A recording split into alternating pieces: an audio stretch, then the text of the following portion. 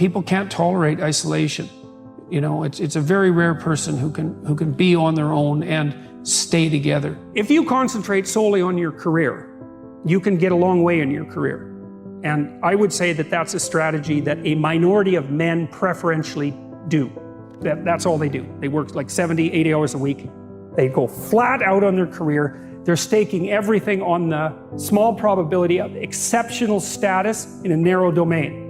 But it's hard on them. They don't have a life. It's very difficult for them to have a family. They don't know how to take any leisure activity. Like, they get very one-dimensional. Now, it may be that unidimensionality is the price you have to pay to be exceptional at one thing, right? Because if you're going to be something like a genius-level mathematician, and you want to do that, or a scientist, say, it's like you're in your lab all the time, you're working 70 hours a week or 80 hours a week, you're smart, you're dedicated, you're unidimensional, and that's how you get to beat all the other people who are doing that. It's the only way. But the problem is you don't get a life. Now, if you love being a scientist and you have that kind of focus of mind, well, first of all, you're a rare person, and second, you're going to pay for it. But fine, more power to you. Often, if you're speaking about having a healthy life, that isn't what you do. You spread yourself out more. So, you know, you have a family, you have some things that you do outside of work that are meaningful to you and useful. You have a network of friends. Those 4 things alone are plenty to keep you well-oriented. And then if one of those things collapses, you know, everything doesn't go. Now, the price you pay for that is the more you strive to optimize that balance, the less likely you are to be fantastically successful at any single one of them. If you consider your life as a whole, that might be a winning strategy. One of the things Carl Jung said, I really liked this. He thought that men went after perfection and women went after wholeness. There's something different at the top of the value hierarchy. So perfection would be stake it all on one thing and look for radical success. Not that all men do that, because they don't, but we're talking about extremes, at least with regards to the men that do that. The wholeness idea is more like, it's like I want one thing in my life to be 150%, or I want 5 things in my life to be 80%. Well, there's a lot more richness in a life where you have 5 things operating at 80%, but you're not operating at any of them at 150%. I've met many people who are very, very rich. And you can look at their lives and they have these huge houses and material plenty, and they're shielded from many catastrophes that would hit someone without those resources harder.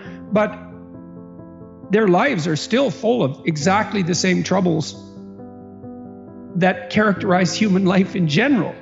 And so you compare yourself on one dimension. You don't see, well, the person's worked 80 hours a week for 40 years and it's blown all his relationships out of the water. It's like, yes, he's rich, but he's also old now. You know, he's 60. And one of the best predictors of wealth is age. You know, really, do you want to be young and poor or old and rich? It's like, I'd pick young and poor, because you can't buy youth.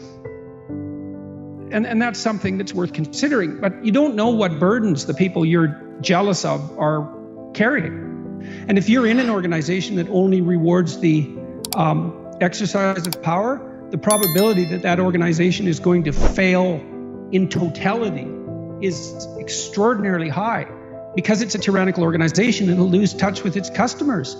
So the C-suite types, they're working nonstop. Corporate lawyers in New York, you know, they make $700 an hour, but they work all the time. And there are people who are suited for that. But it isn't obvious that that's for everyone, or that it should be, or that it's even desirable. Now, it's a temperamental issue to a large degree. You know, many of those people are hyper-conscientious. And so if they'll work, wherever you put them, what they would do is work. That's who they are. And it's biological as well. You know, you think that the people who run things are sitting at home smoking big cigars and like telling their minions what to do. It's like, that's like the 1920s millionaire that's on the cover of the Monopoly game. That's no sociological analysis. I know lots of people like that, and they work all the time, from the second they wake up till the second they go to sleep. And they don't just casually work. you know, because I know some of you go to the library for 6 hours and you say, well, I studied in the library for 6 hours. Like, no, you didn't. You studied for half an hour. You had coffee and you looked through Facebook and, you know, you went home and you said, well, I studied for 6 hours and you're happy about it. But you know bloody well you didn't. Partly because you can't. You know, I can only read for about 3.5 hours till I'm done. And I'm pretty good at it. So these people who are running things, there's corrupt people, obviously, but the vast majority of them, first, are self-made, and second, they're so bloody efficient and smart, you cannot believe it. And they work 80 hours a week. And most of them happen to be men. And why is that? Because there are a small number of insane men who will do nothing but work 80 hours a week. And no matter where you put them, if you put them in the middle of a forest with an axe, all they would do is run around chopping down trees. Well, you want to be an outstanding scientist. It's like, okay, really, that's what you want. Because that means that's what you do. Because you're competing with other people. You know, they're smart, they're hardworking. And if you want to be at the top, you have to be smarter and work harder than any of them. And working hard means working long hours. I mean, it also means working diligently, but if I'm smart and hardworking and I can crank out for 70 hours a week and you do it for 30, it's like in 2 years, I'm so far ahead of you, you will never, ever catch up.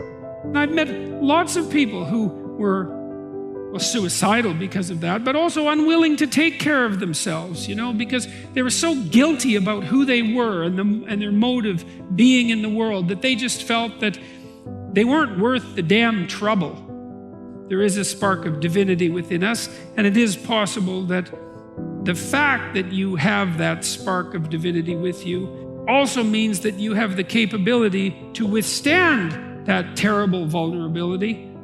It's an encouragement to assume, to act out the proposition that even if life is as difficult as it seems to be, and if you're as vulnerable and weak in a fundamental sense as you definitely are, and characterized by this terrible propensity for the infliction of voluntary suffering on yourself and others, and that destructive tendency, that there's still something within you that's so remarkable and so aligned with order and being in the proper manner that you can climb above that.